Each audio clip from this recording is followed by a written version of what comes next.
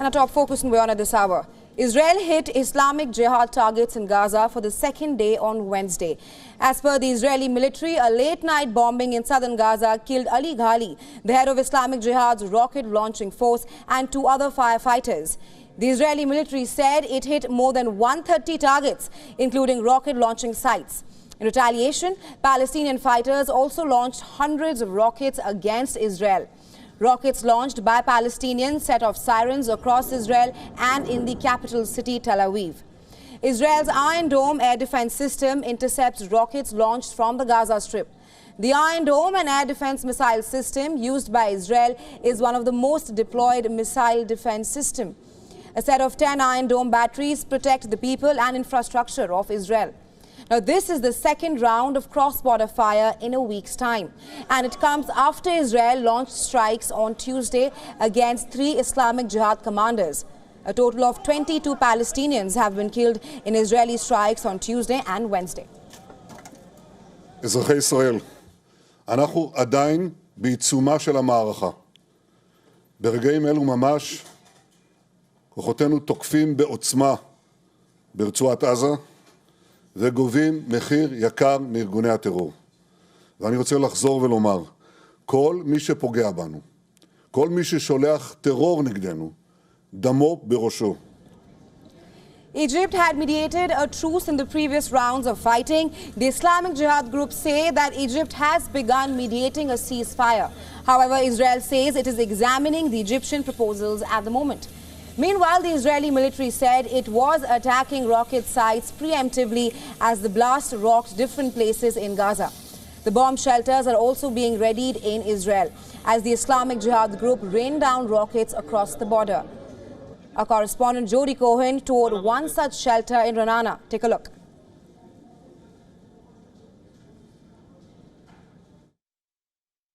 So this is what it looks like inside a public bomb shelter.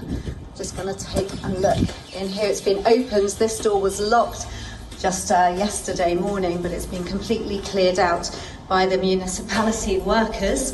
There are some bathrooms here, some fun paintings to make it comfortable for the kids, and steps down here.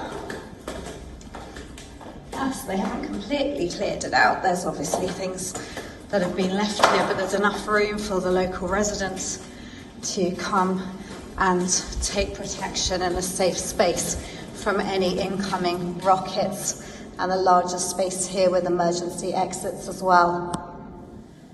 Now, apart from these shelters, Israel has also started a siren app which marks the areas in the country where air raid sirens are active owing to the incoming rocket attacks.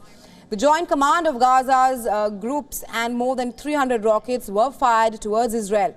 However, Israeli military officials said that they had seen no signs that Hamas had fired any missiles itself.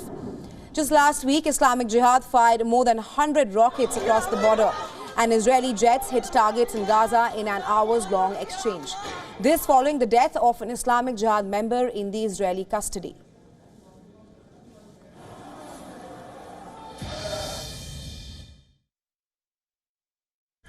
On Wednesday afternoon, more than 60 rockets were fired in 1 hour from Gaza into southern and central Israeli towns, including Tel Aviv.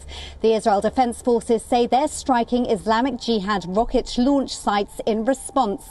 They've made it clear they're only targeting Islamic Jihad at this stage, perhaps in a bid to keep other groups out of the fighting.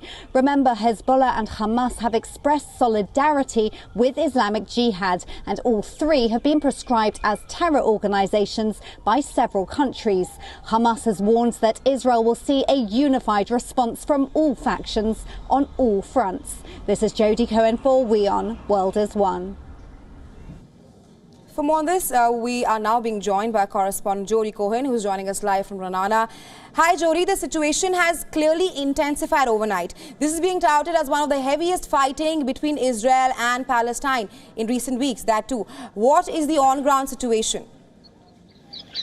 Hi. So yes, there were reports of an Egypt-brokered ceasefire, and that was after, in the latest figures, more than 500 rockets have been fired from Gaza into southern and central Israel, putting millions of people into bomb shelters. There was a brief lull, but that was broken with a barrage of rockets, including aimed at Tel Aviv. And then this morning, again, there have been further sirens in the south from 8:30 this morning. Meanwhile, the IDF says that it's carrying out preventative strikes against Islamic Jihad weapons production and launch sites. And early this morning, Islamic Jihad confirmed the death of one of its top remaining leaders, the commander of its rocket launch unit. So it looks like the fighting is continuing. Israel's home front has extended its emergency powers to limit gatherings in the south of Israel near the border with Gaza to Friday. And Defense Minister Gallant spoke to his US counterpart, Lloyd Austin, saying that Israel is prepared for a prolonged campaign and multi-front challenges if necessary. Right, Jody, if we can also draw a link between Israel's actions in the Gaza Strip and the ongoing political crisis in the Israeli government.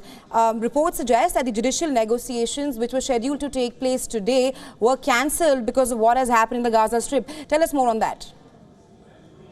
So those negotiations over the judicial reforms have been paused because of the fighting between Israel and Islamic Jihad.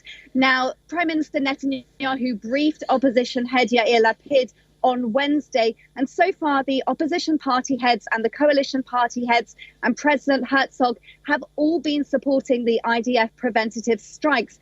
Actually, 1 hour ago, just 10 minutes after further rockets were fired, Yair Lapid actually said that he believes now is the time to end the fighting if possible. And it remains to be seen if the other party heads will agree or not. The UN Secretary General Antonio Guterres, he said that Israel should take care to avoid civilian deaths. He also condemned the indiscriminate rockets fired from Gaza into Israel, which he said were illegal under international law. I think another important point to note from this is that David Sling, Israel's medium-range missile defense system, made its first operational interception. It stopped a rocket reportedly aimed at Tel Aviv.